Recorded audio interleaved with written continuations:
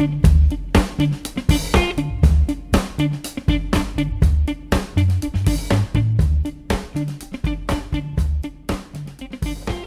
guys, Brian from okcamreview.blogspot.com. Today we're going to review the Contax TVS III. Contax is no longer in business, unfortunately, but you can still buy them, of course, in the used market. Contax is a premium brand, a luxury item, fairly expensive, and you can tell because the pictures are just spectacular on this camera. The lens is unbelievable. It's not the fastest lens in the world, but fastest in everything.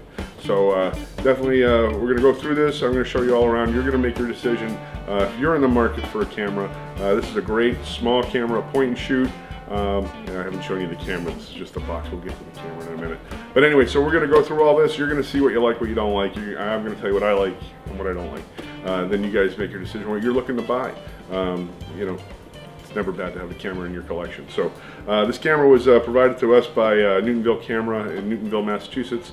I'm not getting endorsed or paid or anything. I don't make anything out of this. I just want to share some interesting camera equipment with you guys. So you can actually buy this particular camera from these guys, and I'll give you some information on that later. But anyway, here we go. You guys ready? Contax TVS III.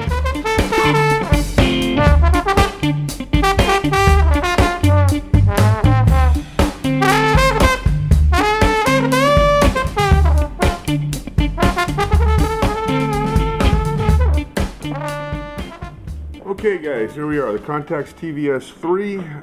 As we discussed, the Contax, again, a premium brand made by Kyocera, Kyocera, I don't know how you pronounce it, but yeah, they produce a great line of cameras, quality lenses, you know, really leveraging Zeiss stuff. This is one of their point and shoot cameras. It's probably not the best one in their lineup, but it's pretty good. It's one of the ones with a zoom, and the zoom is nice. It also gives you a ton of manual control. The nice part is you get autofocus or manual focus. You can set your aperture. There's really no shutter speed setting. That's all. It's all shutter, you know, aperture priority. So no shutter priority there, unfortunately. Again, it's a premium camera, all metal case, same color and tone as the Contax G2 series, G1 series, the Champagne edition. It's the champagne color. I'm just going to give you a quick tour around here. Front of the camera, this is a drawbridge door, which opens up when you open the camera. So this is your lens protector. So you would turn the camera on, and the little door opens up, and the lens comes right out. So that's kind of nice, kind of handy to make sure the camera's safe while you're carrying it around, and you're not going to run into anything and have anything scratching up your lens. The only disadvantage to this is, of course, you can't put any kind of a filter on there. No UV filter, no polarizing filter, no coffee filters, nothing, no filters whatsoever. But you know, the door does cover it, and it shuts and closes quickly and easily, and it gives it's very satisfying sound and feel when it closes. It really feels like you're closing a car door. It's just kind of a thunk, which is really nice. On the top of the camera, you have exposure compensation, which is, you know, up to 2 stops, and you can alter and change what increments you change that in. It's a sort of a finger groove knob, so you would kind of sit your finger in there. I guess if you're holding the camera like this, you could rotate your finger around on it. And there is a display on the back of the camera here, which will show you the information on the camera itself. I'm just going to do, again, a quick overview here. Right here, shutter button. This is a lock for the power button, and the power button, the wheel around the power button here also acts as the manual focus selector. So if you decide you want to go into manual focus mode, you press the button, you turn on the camera, and then once the camera starts up, you go one more stop, and that brings you into the manual focus mode. Right now it goes from infinity all the way down to 0.5 of or half a meter.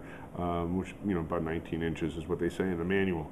Yeah, you could, if you want to set, you know, pre-focus and do some zone focus stuff and do some street shooting. This is pretty much an ideal candidate for street shooting outside daytime. This is not a nighttime camera, in my opinion. You know, the flash is on there. It does, the flash, from everything I've seen and I can tell, the flash is a little harsh. Even with the fill-in stuff, it's a little too bright, but if you're doing daylight and, you know, good sunshine outside, or, you know, even moderate light outside, I think you're going to get some really good results with that. The lens itself is a 30-60, 3.7 to 6.7, so that is not a fast lens, guys. But the quality of the lens is phenomenal. It's sharp, it's contrasty in a good way, it's beautiful. It really is a nice lens. You know, if you wanted to check out and see some examples, I would go into flickriver.com and punch in Contax TVS III, not the number 3, but III, the Roman numerals. And you're going to see a bunch of just beautiful shots out of this camera. Again, on the top of the camera, you have the telephoto and wide buttons. So this is your zoom. The zoom goes in and out. And as I'm looking at it, I'm also noticing the flash adjusts as well. So it's a zoom flash. So, you know, that's kind of nice. They incorporate all that. Also here on the front of the camera, this is going to be your aperture settings. So you're going to press the up and down button to change your aperture. As you go down here, there's a little LCD that's going to show you your f-stop. So it's 16, 11, 8, 5, 6, 3, 7, and then program mode. And I don't know if you can see, I'm hoping here, I'm just guessing. There's the little LED or LCD right there where you can see this information. And then as you press the buttons here, you can see that changing. Again, I might have to go back and re-edit that. But anyway, so back up to program mode, pretty much everything runs program. The exposures on this camera are really spot on. It really is, it does a great job exposing pictures. Pictures look great.